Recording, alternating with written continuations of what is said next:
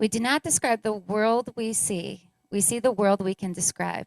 That's a quote by Rene Descartes. Today's episode, we're going to talk about the world we're living in and why it's not such a scary place after all. Within these 9 trialing months behind us, a new norm and a new year is on the rise. But for all the matters that are out of our hands, how we choose to describe our future still remains in control. We welcome the music and mind of Nashville, Tennessee singer-songwriter Bailey James and guest business professional Jake Bishop of Rochester, New York's Baden Street Settlement. I'm Amanda Ashley, and this is episode 70, The World We Live In. Welcome to Afternoon Cocktail.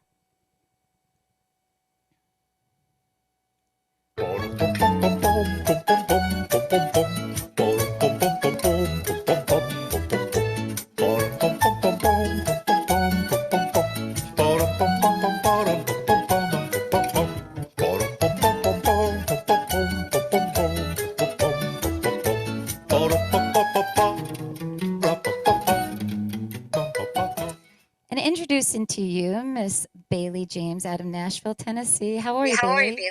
I'm good. How are you? So good. Good to see you. How was your Thanksgiving? It was a little weird, to be honest. I mean, it was just me and my dad, and we didn't eat turkey. We had like steak and burgers. It was super unconventional Thanksgiving. Do you guys normally eat turkey? Yeah, we do. Well, my mom wasn't home. We had COVID the week before. Um, Oh my goodness. Actually, I saw that. Yeah. So how are yeah, you feeling? I'm feeling much better. It was one time that I did a performance and I didn't wear my mask and it was just like boom, positive. But luckily we had mild symptoms. But yeah, my mom couldn't come home and she's the cook in the family. I mean, my dad can make steak and burgers good. So that's what we had. We had like steak and burgers and like boxed mac and cheese. It was really That sounds, hey, it's not about really, I think it's about the company, and that'll yeah. probably be one of the most memorable Thanksgivings that you've had because you had steak and burgers. True. Great. I'll look back on it. Yeah, for sure. So, Bailey, do you want to kick us off with one of your originals? Yeah, actually, I will start with the world you're living in. Perfect. I love that that's the title of, like, kind of the title of this In episode. your honor, my dear. Thank you. Yeah, I wrote this one right when quarantine started and the riots were happening. Everyone was fighting over politics. It was just like a really low time, I think. Just energy wise, like everyone was really, really low. And I wrote the song about it. And I didn't show it to my parents because I was scared what they were going to think, but then they liked it. And that's this song. So this is the world you're living in. Blueberry skies, your eyes a shade of gray. I yet to discover everything so strange when you're miles high. The people are fighting outside my window when I stop and stare, so unaware of the consequence. The angels are shouting.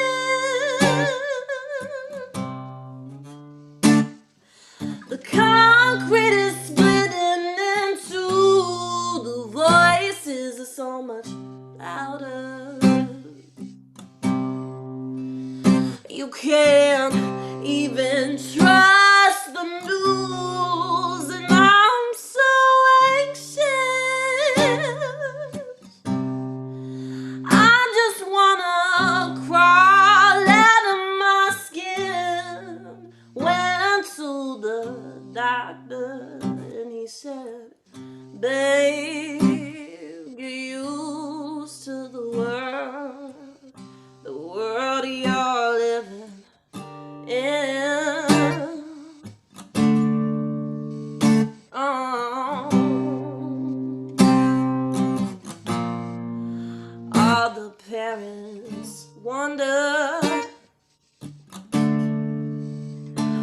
their kids choose to medicate. There's no answer. Oh, but I can understand the bait and feeling nothing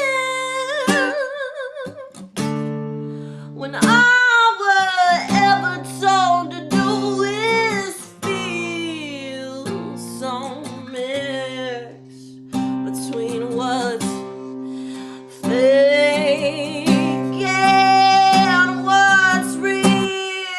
The angels are shouting. The concrete is splitting in two. The voices are so much louder. Oh, you can't even trust the news, and I'm so anxious.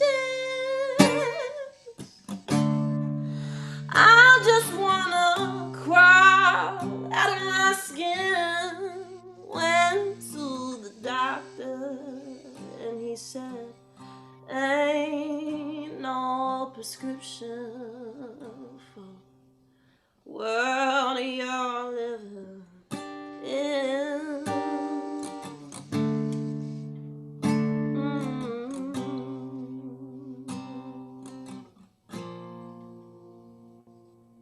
Nice job, Bailey. I love that one. Thank So, I mean, tell me. So, you said that you had COVID and you think that you contracted it from a gig.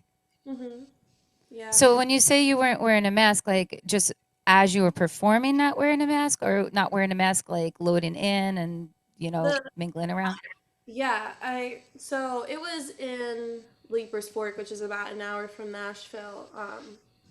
And no one was wearing masks. It's just not a place where people wear masks, and everyone was very close together. It was about 100 people in a really small venue, and I think it's difficult for musicians right now to stay safe while doing shows because we're all using the same mics, we're all using the same equipment. Some people don't have the money to go and buy their own mic, and so um, it's really difficult right now to stay safe when you're trying to do shows and you want to get out and do shows. You don't just want to sit inside. So um, it was really difficult. But when I did get it, I made sure to like go on Instagram and tell, because I have a lot of younger fans. I mean, I'm only 17, so I have a lot of teenagers.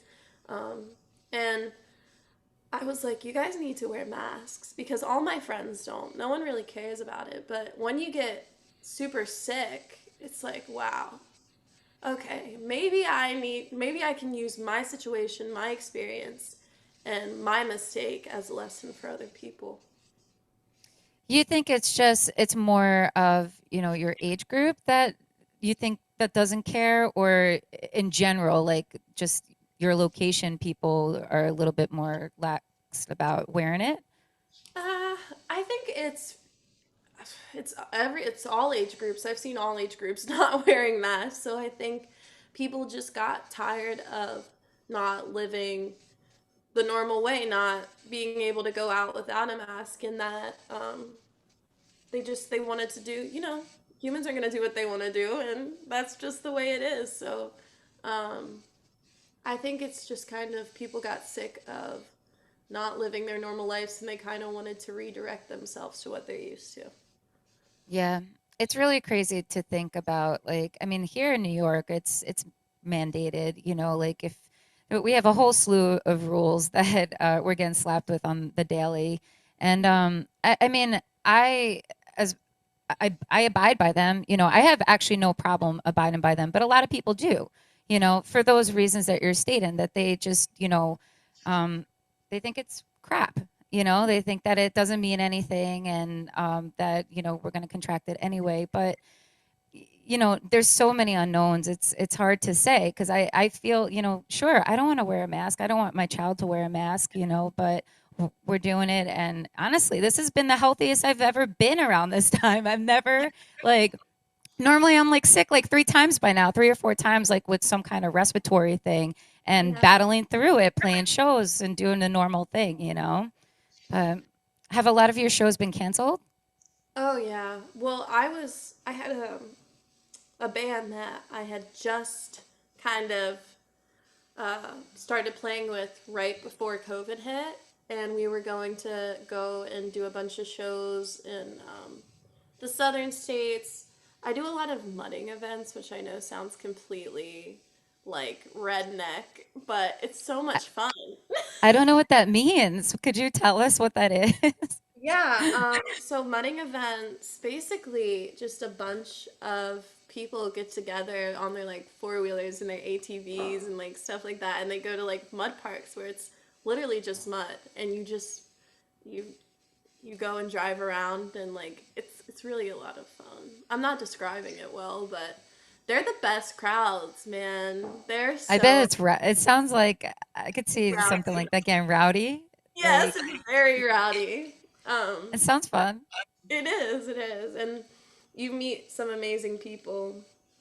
Um, and yeah, so anyways, I was gonna start doing a lot of shows like that and festivals and everything.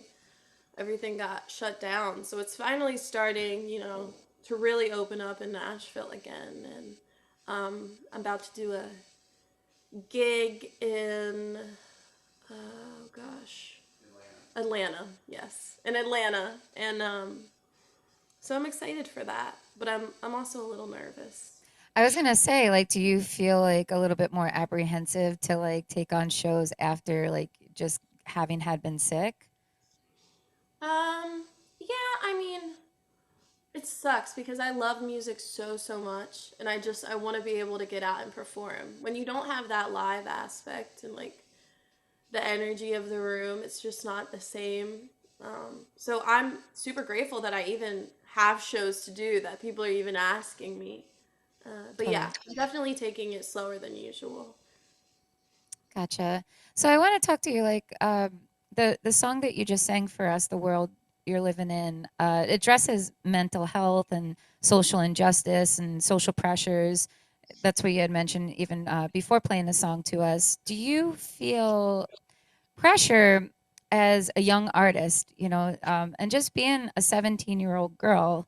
Do you ever feel like your peers think that the normal teenage angst that we've all gone through or are going through as teenagers? I'm far from being a teenager, but I was angsty, Yeah. and I think about it like, do you ever feel like that maybe your feelings of are of value at a time where there's just so much crumbling down on us, like with like real life issues of social injustice and the Black Lives Matter movement, all this stuff that just keeps appearing.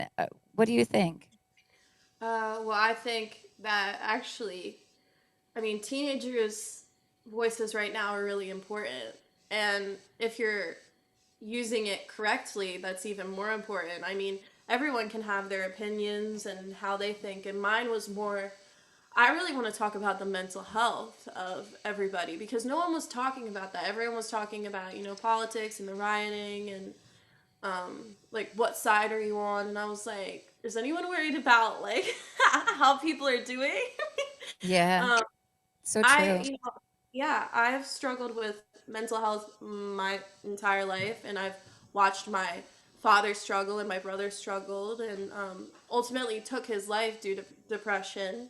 And it's so important to me. It's something that I'm never going to not speak about. And yeah, I mean, mental health is so important.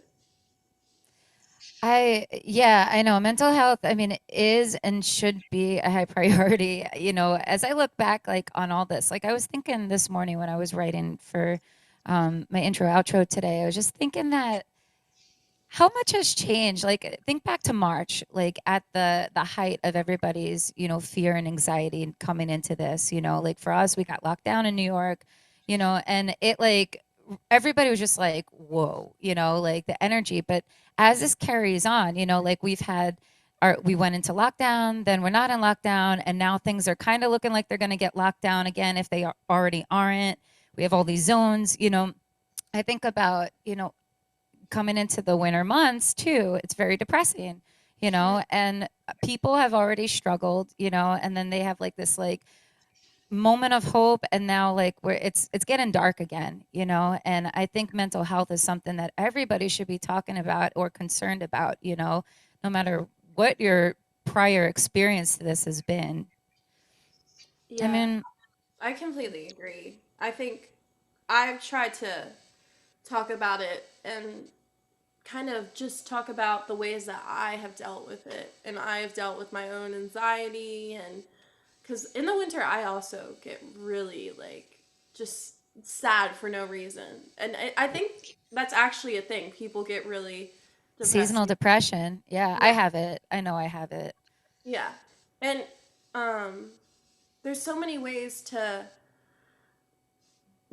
it's never going to completely go away, but to lessen it and make it not as in your face. And I want to talk about that with people. I mean, most of that song is my own story, and some people realize that and some people don't, but it's really personal. I'm just not saying I went through this.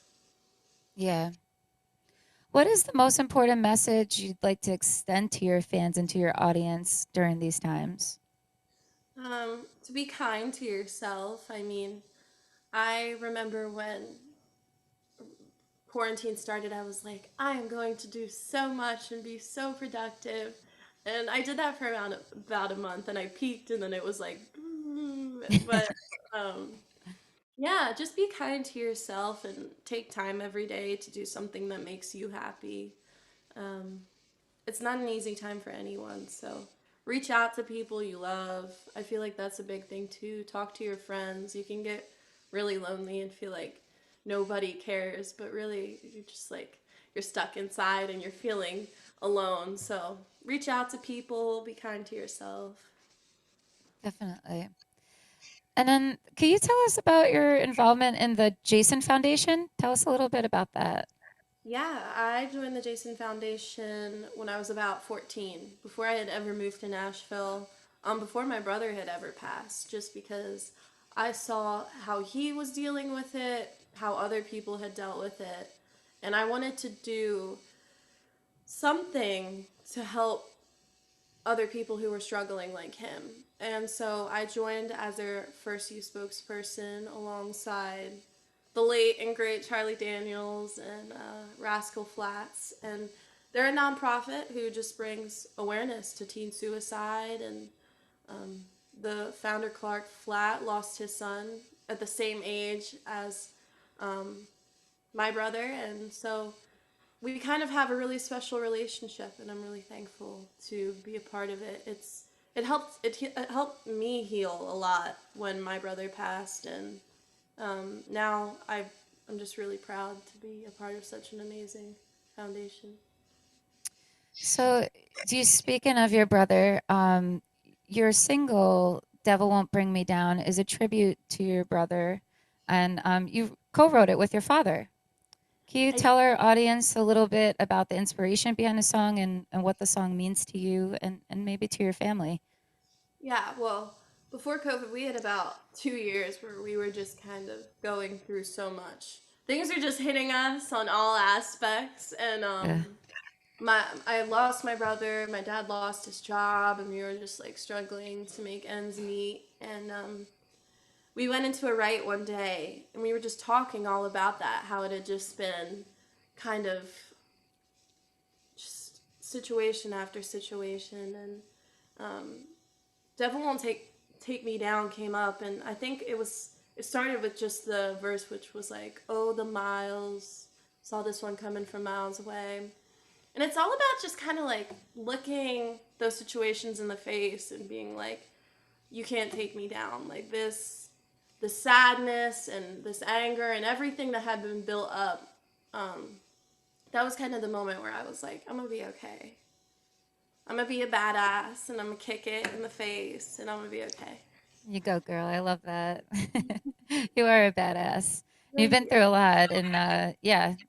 I mean, what life lesson and perspective do you believe you've gained as a young artist impacted by such, you know, personal tragedy? Mm-hmm. Uh, I think I've really just learned to like live in the moment and be grateful for the days that I have. And um, my mother and my father, they're freaking superheroes to me. They've done so much. They moved to Nashville for me, and so um, it's just made me really appreciate the moment, just living in the moment. And I know that sometimes it's like, oh, it's just another day in quarantine. But when he passed, I was like, wow, I don't have as much time as I think I do. So I really need to appreciate those days and try to put everything I have into them. Yeah, and the people around you, like I think I realize as I get older, eh, we're we don't know how long any of us are going to be here, so like really trying to be present in that moment where you're with the people you love, I think is the most important thing I've learned. Yeah, and it's hard Bailey, sometimes. oh yeah, it's definitely hard, it's so easy, like as human beings we take everything for granted. So, We do. yeah. So what do you have coming up that you're most excited about? Well, I joined a girl group, a country girl group actually. That's where I started was in country music. And I loved Hank, I loved Patsy. I was obsessed with them like at 11. And all my friends were like, "Why are you listening to this like post country music?" Because I was from Philly and just people really didn't listen to that. And so I joined a girl group called the Highway Women, and it's well, people like to say it's a tribute to the Highwaymen, which it sort of is, but it's more about female empowerment in music and females getting the fair shake, which is getting better slowly, surely, but it's still an issue. So it's just, I mean, it's me and three other girls that are like sisters to me now. We're all so close and we just have so much fun. When I go and do shows with them, they're actually coming over to rehearse today and I'm going to the studio to lay down some vocals for a song. It doesn't even feel like I'm doing a job. I just have so much fun with them. And I'm just so grateful for the opportunity. It was founded by Jill Pavel, our manager, and she just wanted women to get a fair shake. She had seen so many women not be the headliners for festivals, not get awards at shows that they totally deserved, and we're also just kind of looking that in the face and being like, "Well, hi, there's four of us, so what are you gonna do?" I love it. That sounds cool. Are you guys all writing together or are you like dancing or like does each of you play an instrument? Like when you say girl group, what does Yeah. that comprise of? So there's four of us. I know Drew. She's one of them. She plays the banjo. I play the guitar. Um, Kristen has like powerhouse vocals. Like how can I? Her inspirations are like Reba and Kelly Clarkson. So she's got that powerhouse vocal. And we all have really different voices, which is super cool. And when they blend together, it's just super awesome. So it's yeah, we all sing. We all have our solo careers, which is awesome. And we talk about them often. Jill set it up so that we could have both, and I really like that blend. Awesome. Yeah, I can't wait to hear music from you guys. So, what's the name of the group again? One more time. Highway Girl? Women. Highway Women. I love it. Well, Bailey, can you tell our audience where they could be directed to your music and where they could hear more from you? Yeah, all my social medias are Bailey James Gang. My Instagram, Facebook, Twitter, uh, YouTube. I'm just Bailey James, and I respond to my DMs as much as possible. So DM her. yeah, Go DM Bailey. I'll DM you later. So thank you so much, Bailey. It was really fun to have and to chat with you. And we're gonna hear one more song from Bailey towards the end of our program. In the meantime, I'm gonna bring over my friend, Mr. Jake Bishop. He's representing the Baden Street Project. Jake, what's up? Hey, thanks for having me on. I appreciate it. Yeah. No, it's thanks for doing this. It's really so cool to see you and to see you doing so well. I mean, in life. We've known each other for years, and it's been a while since I've actually seen you in person. But yeah, it seems Mostly like things seen are you awesome. perform, yeah. Yeah. Well, tell our audience a little bit about you and your involvement in the Baden Street Project. Sure. I'm a care manager and peer at Baden Street Settlement. Our office is located right on Joseph Avenue. So it's kind of in the heart of where all the social difficulties are going on, poverty, a lot of crime, unfortunately. So it gives us the ability to work on the front line with the community and try to help out the people who need it most. Can you tell us a little about the history of Baden Street Settlement, sorry, and its mission? Yeah, it's pretty incredible. I didn't even know anything about Baden Street before I was hired. I mean, I just heard little bits here and there. It's been around for over 100 years. It was founded Crazy. in 1901. It was two women, and they were looking to help out at the Barith Temple Kodesh. And it was for women who were foreign born, who had no access to resources, had no help. And what they did is they offered just kind of practical education, where to get resources, some medical treatment.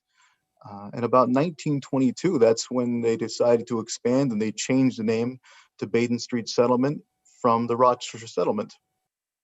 So interesting to have a It's program crazy. like this, like in our city that like I didn't know anything about it. I found out about it through you, but for something to be around for so long, because I was like, oh, what's this? And I started reading about it. I'm like, how interesting. And there's a lot of history built into this.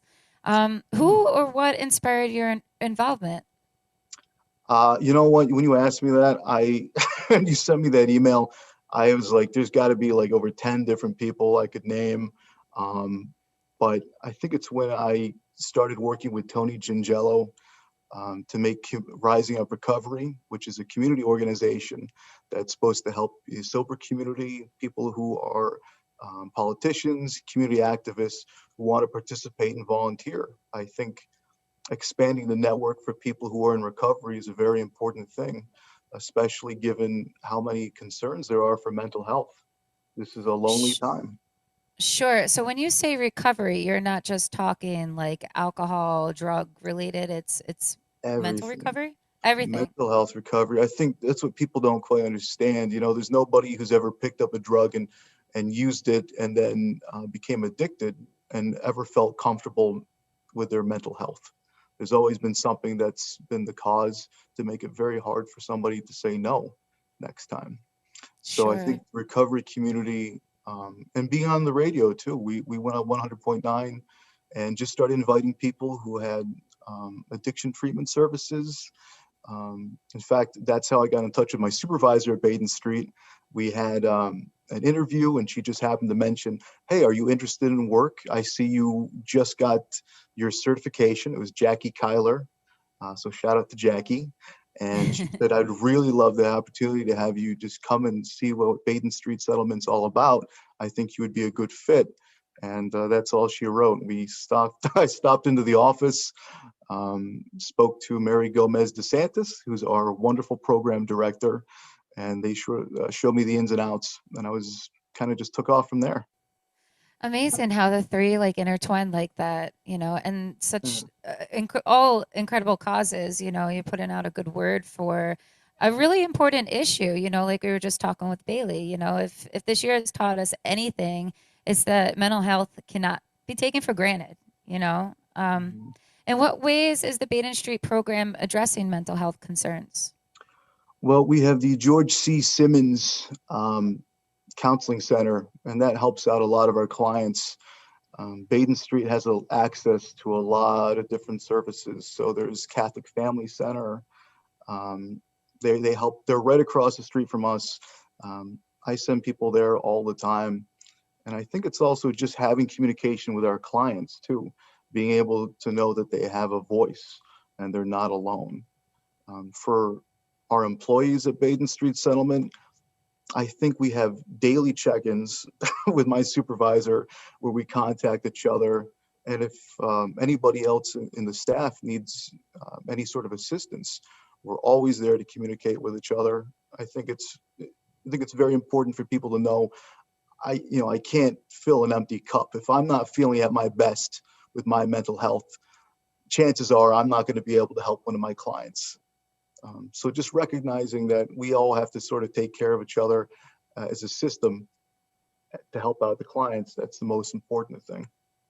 That's interesting that you say that because I feel like that's how it should be in life. Like I think everybody right now is going through something. Everybody has their own personal battle, Hmm. going on. And for some it's way worse than others. But, kind of just check it in with your family, your peers, like my mom got mad at me because like I had voiced something, like a week ago on here about, like what I felt at the time, and it's just we're all going through something. I'm like, Mom, it's not it's like I didn't feel like it was a big deal. Like, Mom, it's okay. Like I'm not like suicidal or anything. Like things are fine, but she's like, I'm the last one to know kind of thing. But it's true, like I'm not really talking to her or talking to my family about it because I think in some ways we fear burdening each other with Hmm.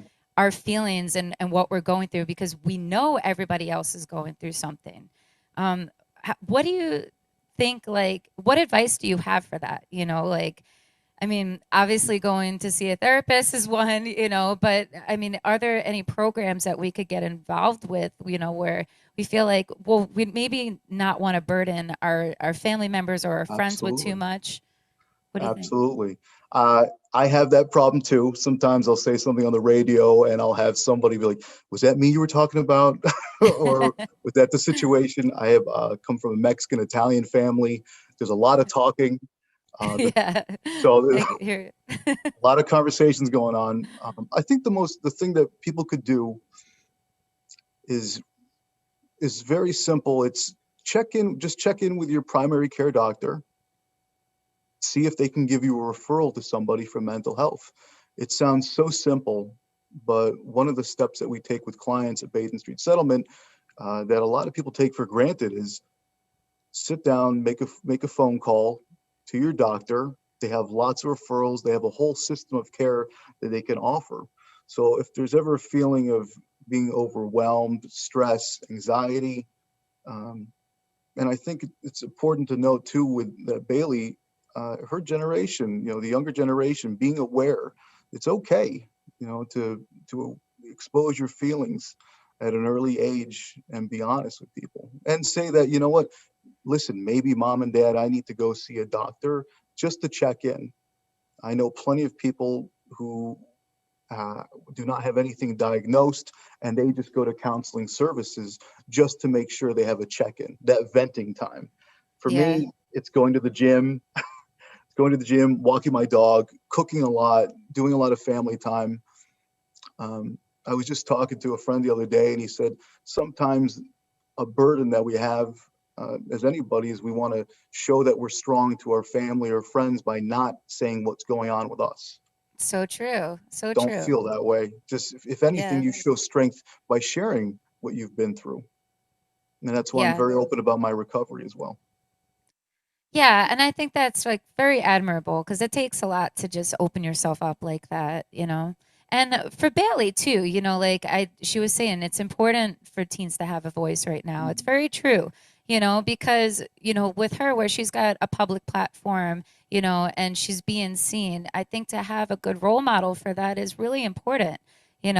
Somebody that kids could feel like they could look up to and know that this person's real and she's feeling and it's not just this fabricated artist, that we often get. You get a Mhm. realness, and that hopefully inspires them to take care of themselves a little bit better. Yeah. Today's theme is the world we live in. So poverty, homelessness, education, mental health, hunger, it's all a part of our reality as a nation. Baden Street Settlement has committed, I read, 119 years to these issues in providing support to those families in need. How has your role in the program shaped your perspective on humanity and the positive impact we all could have on one another? It's made me very grateful. It's made me assess the things that I have go on in my life much more clear. And I think knowing that we can't all do it just by ourselves, that we need to depend on a network of people. And seeing places like Baden Street Settlement, talking to people from Anthony Jordan Health Center, some of those people telling me what the needs are is a good reminder of how we can all sort of take care of each other. Definitely. Especially when I that seasonal depression thing, I get that too. Yeah, So I could definitely understand what Bailey was talking about. that's definitely a real thing, you know. I mean, at least thank God Bailey's in a sunny place for the most part. Bailey, you have no idea what we go through here in Western New York. It's pretty, you know, I don't know, dreary. Like today, it's so like what's Yeah, I going on closed out the there? blinds already. They're closed. Yeah, it's going on out there. Well, where what upcoming fundraisers or events do you guys have coming up at Baden Street or Recovery? Yeah, sure. If you want to go to rocktheday.org, Baden Street Settlement is going to be working with United Way. They were the people that actually gave Baden Street the money to start the program. So we'll be working with them on December 1st, tomorrow. So if you want to take a look and log in and donate, we'd love to have you come on and join. The South Wedge Food Program, we use those services every single day. So anybody who ever needs a meal, think of donating money, think of donating food, anything you can, because they really help out our clients from a day-to-day situation where they don't know if they're going to get their next meal. So absolutely reach out to Southwedge Food Program. And Jake, where can our audience be directed to your services if they would like to seek your services at Bain Street? Can you Sure. tell us? You can go to badenstreet.org. And if you know anybody who's in need of immediate help, our office is located at 548 Joseph Avenue, and they can come in and do a walk-in referral, and they can ask for Jake. You're awesome, Jake. Thank you so much. It was really great to see you again, and keep healthy and sane. let's bring back let's bring back Miss Bailey James to close us out with one more. What you got, Bailey? I have been thinking about this. I think I'm gonna do a song I wrote called "Finally Free," and I wrote this during a time where I went through a situation that made me feel really, really free. Well, that's kind of it, really free, and it's a happy, sad song, I like to say. So we'll close it out with a happy, sad song. Yay. Okay. I was so terrified, too scared to say goodbye. I didn't ever want to be alone, so I let you run my life to keep you from running. Wish you would have let me go a long time ago, 'cause you broke my heart into pieces, babe. I'm finally free, babe. Ooh, I'm finally free. You'll be my favorite scar, babe, but that's all that you are, babe. Finally free. Now I'm high as a cat again, out here with all my friends. Can't believe I've been away for so long. And darling, I see you creeping on my story like I don't know. If I'm being honest, I just kinda wanna cut you to the bone.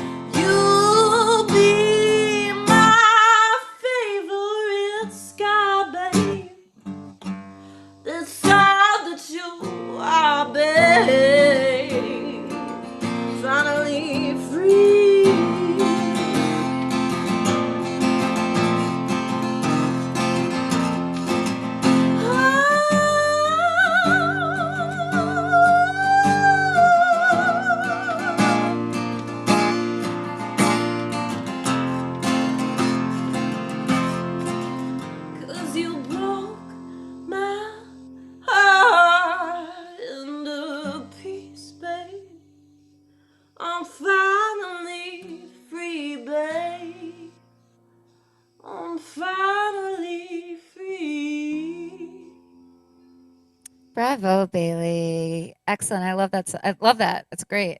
So make sure you guys go give a like to both Bailey James and Baden Street. They're on Facebook. You can find them. You can find Bailey on Instagram, Bailey James Gang, and make sure you go download all of Bailey's music as well. Today's theme was the world we live in, and here's my take on it. If there's two major things we've been able to prove as human beings throughout this global pandemic, and that is our remarkable ability to adapt, and how also quickly we forget. At the height of everyone's emotions and fear back in March, things looked a bit different than they do now. The domino effect of everyone's professions and life roles really for the first time were pulled into focus.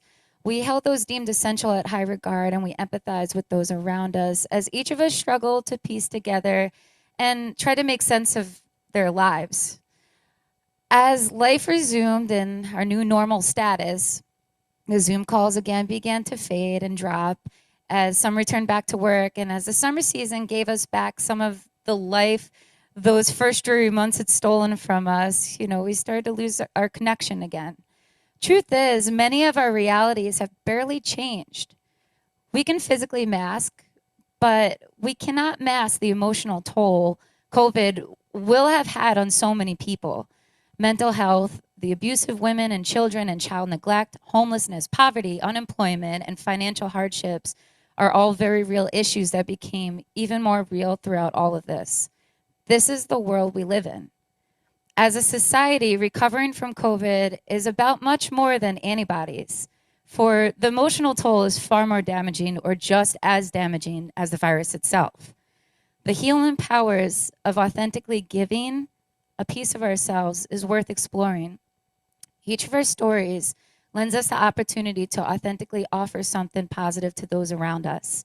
So let this be a time of good use and allow the lesson in it all carry a better version of you into the new year. Empathy and support are crucial in these moments where each of us are experiencing our own personal battles. It is up to each of us to take this time to reconsider who we are, what we value, and to rethink the kinds of community we would like to describe in our future. Thank you so much to all of you for tuning in. I hope you enjoyed our program. Thank you again to Bailey James and to Jake Bishop. And big thank you to Beau Productions for, helping me put this show together. This is our 70th episode. We are going back on break and revamping our set for season 4, which will probably be the longest season. Usually is the winter season. Afternoon Cocktail is now available on iTunes, Spotify, iHeartRadio, Amazon Music, Google Music, Alexa, all that stuff. So make sure you catch up on all your inspiration and keep us in mind while we're on break. We will see you soon. Have a great week.